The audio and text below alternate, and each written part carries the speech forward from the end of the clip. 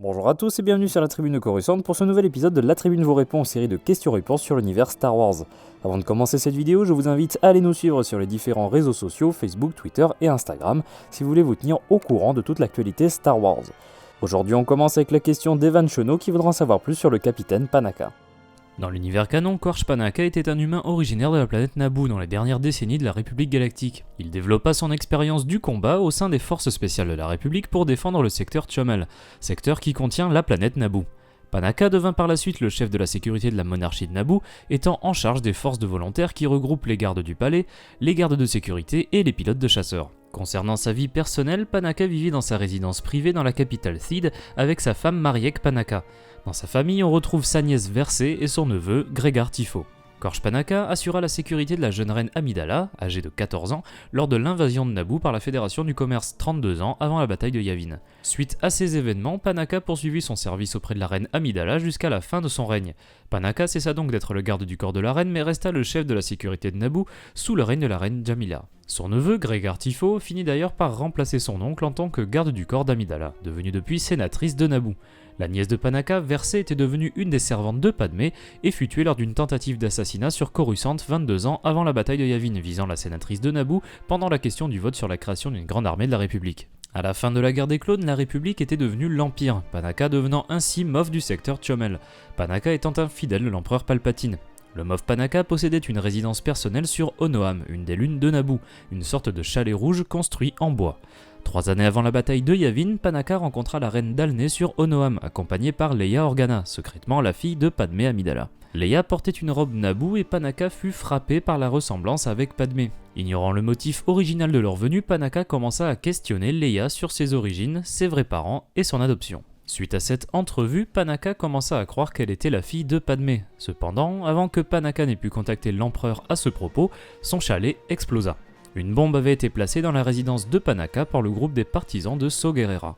En guise d'héritage du Moff Panaka, on retrouve au sein de la marine impériale le Star Destroyer nommé le Panaka, qui participa notamment 5 ans après la bataille de Yavin au blocus de Coruscant.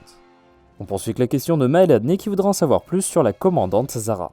Nous avons pu découvrir dans la seconde série de comics Star Wars un nouveau personnage en la personne d'Elian Zara. Les parents d'Elian Zara furent tués par une attaque rebelle alors qu'elle était encore jeune. Elle entra donc à l'Académie impériale et en raison de son manque d'influence familiale, elle devint un des protégés du gouverneur Wilhuff Tarkin. Ce dernier amena Zara et 2 autres officiers nommés Beldin et Hanevik sur sa planète natale Eriadu afin de les tester. Tarkin les chargea de chasser un Virmok albinos sur le plateau de la Charogne.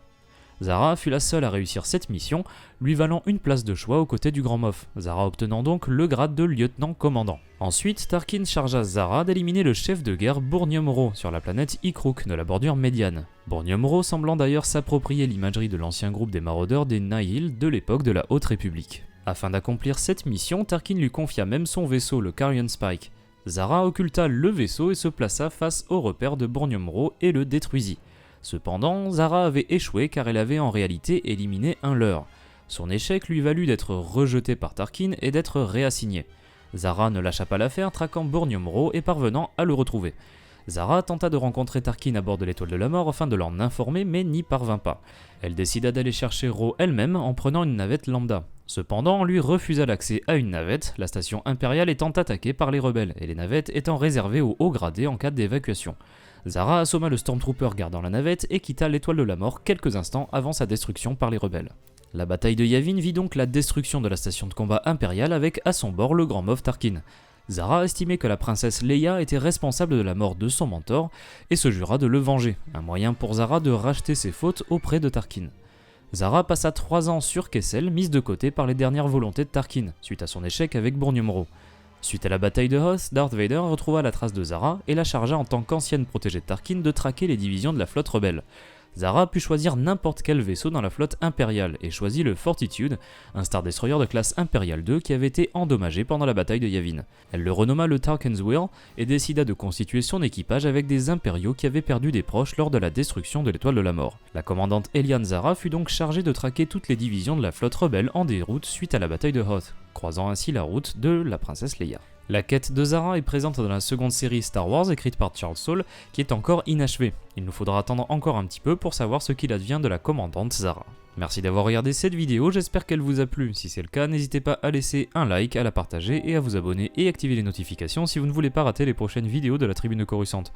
Vous pouvez nous poser vos questions dans les commentaires ou sur les réseaux sociaux Facebook, Twitter ou Instagram. A bientôt et que la force soit avec vous.